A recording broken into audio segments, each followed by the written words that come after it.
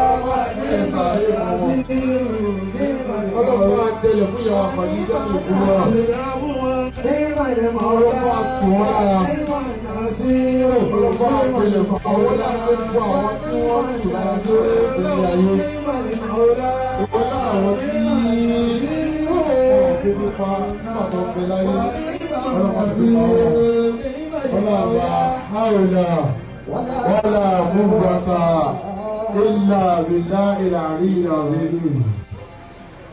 بسم الله الرحمن الرحيم.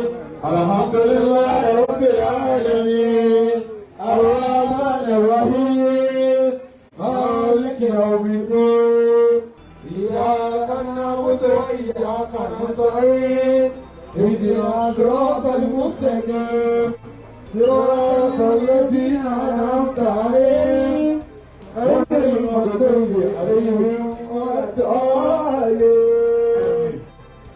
نعم. èyí tó kàn nísìn báyìí òun ni pé wọ́n máa ka ojúbà fún wa. a ka kútúbà báyìí. Masha Allah. a gba owó látàárọ̀ gẹ́gẹ́ bí ìfẹ́ gẹ́gẹ́ bí ìfẹ́. àwọn là ń jọ àná là ń lò lò tó fà á nìyẹn. ìdáhùn ọkà ìfọwọ́rì. kátó ṣíkì máa ń mu ọmọ ìlú. ọmọ ní pátápátá hajj abdul hafiz. wọ́n ká tó lọ lẹ̀. Ànábì Muhammad. sallallahu alayhi wa sallam. Ànábì ní ìjà àbádákùn kẹ̀lú nǹkan gbé fàákì ìlú. Ànábì ní alápọ̀nlé ìjọ tí Ọlọ́run fún rẹ̀ pọ́nlé tó wá pa gbogbo àwọn èèyàn láti pé kí wọ́n máa pọ́nlé tó bá ti dáàrin àwùjọ ẹ bá ti rí ẹ̀yin náà ẹ̀pọ́n ṣe Ọlọ́run lé wọ́n fi sí rúgbìn Ọlọ́run ẹ bá wọn pọ́nlé ẹgbẹ́ iṣẹ́ Ọlọ́run sí fọ́ọ̀rọ̀ pé kà.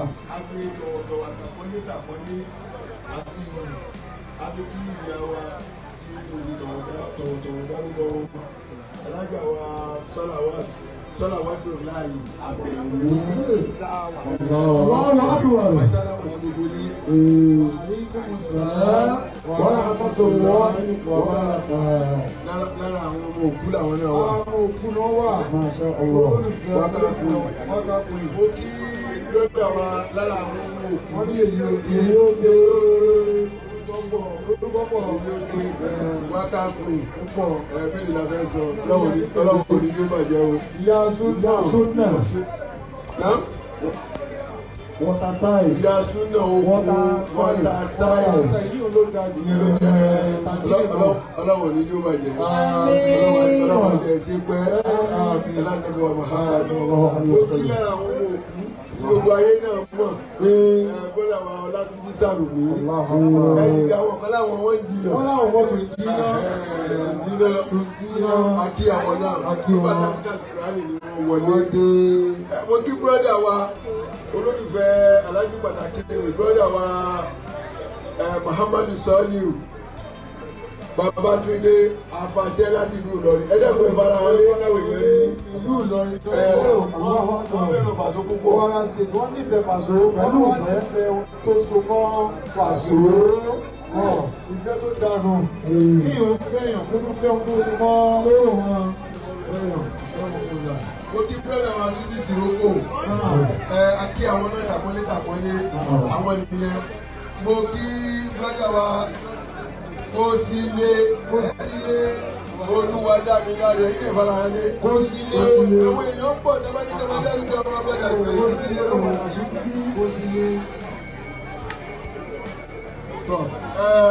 ẹ dákun ẹ má bínú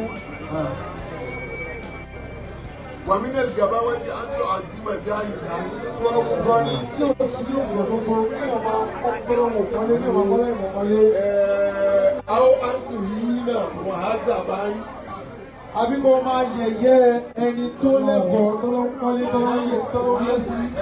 wàhálà bá ń. ẹni tẹ́lẹ̀kọ̀ọ́ ẹlẹ́kọ̀ọ́ tó jẹ́lẹ̀kọ̀ọ́ kó máa yẹ̀yẹ́. ẹ̀yin ló kí wọ́n kì. àtúnwò fa kéwòn ní ìlórí títí. ìdí orí kan ló ń mú yín. ìdí orí kan. Ọlọ́run ní kí ó bàjẹ́ wọn. Àbí ṣe tọ̀yájú. Àwọn Yorùbá àwọn Haúsá wọ́n ní Al-Qur'ani bá àṣálà. wọ́n tó máa ń kálukú rẹ̀ nígbà tí gbogbo Haúsá gbọ́ yẹn. Ọlọ́run ló pọn yín lé. Aláti fún tọ́lọ́run bàbá pọn yín lé. Ọlọ́run ní kí ó bàjẹ́ wọn. Akí èyí náà ti gbọ́ àwọn ìjọba. Àwọn èèyàn pọ̀ ẹjọ́ Àtàlàdé Ọ̀yọ́. Àsákírù ìgbẹ́kẹ̀lé gbogbo yín la kí o. Ẹ dákun pé a lè máa dárúkọ yín. Ọlọ́run ní kí o kún fẹ́ẹ́ ní kọ̀ọ̀kan wa. Àmín. Ọlọ́run wọlé Bismillah.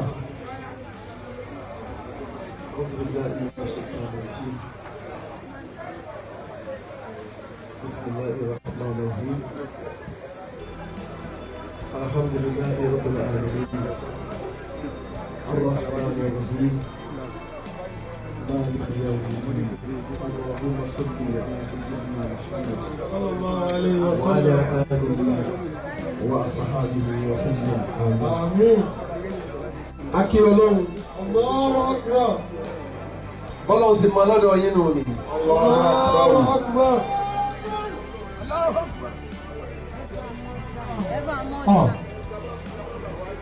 Wọ́n ní ká wá jẹ̀bi nínú àwọn ọmọ òkú. Alhaja Ruqayyat àwọn ẹ̀jẹ̀ òkú nù. Àwọn ni wọ́n tẹ̀lé Alhaji wa Abdulwasi Alabi Pasuma màmá nù. Alhaja Miriam Lazona màmá nù. Àbẹ̀ní Ọlọ́run ní jẹ́ ó burú láéláé. Ẹ̀ẹ̀ní rí dàrú lẹ́yìn ikú màmá. Láti ibi tó ti bẹ̀rẹ̀ débi tó dé. Ọlọ́run ní pàílẹ́kún lẹ́yìn ikú màmá. Àmín. Pàṣọ́nù. Ọlọ́run wa Muhammad Bismillah. Nígbàtí a ti kí Ọlọ́run àti Ọ̀sẹ̀ ńlá nípa Muhammad. Ẹ̀yìn òkú ànábì. Mo kí gbogbo àwọn àlùfáà tí wọ́n bẹ níkàlẹ̀. Tí Ọlọ́run kádàrá kí a jọ kí Al-Qur'an. Bí a ṣe máa ké níta màmá nígbà ní ojú ayé wọn. Nígbà tí màmá ń bẹ láyé, bá a ṣe kí Al-Qur'an fún wọn náà lélẹ́yìí. Tàbá ké tán màmá mọ̀ wá lójú. Bàbá tí wọ́n fẹ́ ṣe útúbà màmá ní Ọ̀yọ́. Àní wọ́n kò sanwó útúbà wọn ní Ọ̀yọ́ ayé ọmọlẹ̀ bí wọ́n mọ̀ ṣe wínu ẹnu rẹ̀ dùn. Akí bàbá wa Mustapha Ilafi. Ìlú kì í tóbi kí ó má ní olórí.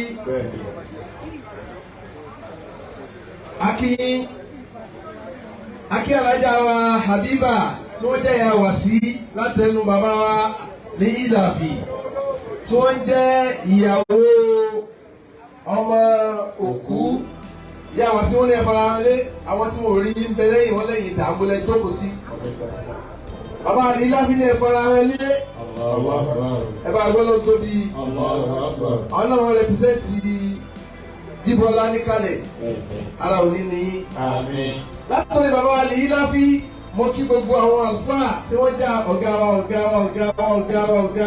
wa pátá gbogbo yín náà mo kí o Ọlọ́run ní yóò bàjẹ́ fún yín. Ládàá ní mo kí bàbá wa àgbà láti lu Mushin. Bàbá Mushin wọ́n wálé ọmọ Mushin wọ́n wá sí ń ta ọmọ lè sì rí níbi òkú ìyá Mushin. Ọlọ́run ní yóò bàjẹ́. Ọlọ́run jẹ́ àárí òòrùn yìí bisá sọ pé la hawla wala quwwata. Wọ́n kí gbogbo ẹ̀yin tí ìgbà ojúmọ́ tẹ́ǹbẹ̀ ń kalẹ̀ mo gbé látòrí ibi tí bàbá wa ní Ilafi ti gbé mo kọ́pì rẹ̀ torí tí n bá ní ìṣẹ̀jú mọ́ kábẹ̀ ó lè pẹ́ ṣùgbọ́n mo kọ́pì rẹ̀ mo wá print ẹ̀ out látòrí alájà wa mo paste ẹ̀ ẹni ewu kò sí ń tó lé ń bẹ́ẹ̀ ṣe bí ìwé ni ṣe bí kèsè kéwù paste ni. Copy and paste. Copy and paste. Wọ́n wá copy rẹ̀ mo paste ẹ̀ fún understanding ló máa dà. Mo kí gbogbo yín mo kí látòrí ìyá wa alájà wa Sọ́là wa tù Àbẹ̀ní ara òní ní. Wọ́n ti pé kúrẹ́ ta ṣe fún màmá last níjọ́ birthday wọn bẹ́ẹ̀ ti jókòó rè. Àjọ jókòó náà ni Ọlọ́run ní fi nǹkan ṣe yí. Wọ́n kí gbogbo wa pé salamu alaikum wa rahmatulahi ta'ala wa barakatuhu. Wa alaikum salam wa rahmatulahi wa barakatuhu. Tí wọ́n bá ti tá a títì àti gbé mọ́tò bẹ́ẹ̀ ò ní nira. Bàbá Ilafi wọ́n ti dọ̀dà sí títì fún wa. Ìtí wọ́n wí fún wa sì ní wípé a fẹ́ gbowó útúbà. Lórí Al-Qur'an níta ké níta Alhaji Abdulwasi Alabi Ajibola. Àwa ti wá rí pé gbogbo ẹ̀yin tẹ́ ń bẹ́ ń kalẹ̀ yìí aṣojú sẹ́yìn ni lẹ́yìn àwọn kan bẹ ojú ayé ni wọ́n ṣe Níjọ́ Pàṣọ bá ń bẹ́lẹ̀ tí bá ń ṣe nǹkan ni wọ́n jókòó. Wọ́n máa mú àwọn náà yà máa mọ́ wọn lójú pé lòsì ní ilé òsì lẹ̀ ní iná. Máa rí pé gbogbo yín máa pé kò sọ́lá jí nílé. Ẹ wá jókòó pé ẹ wá bá sojú.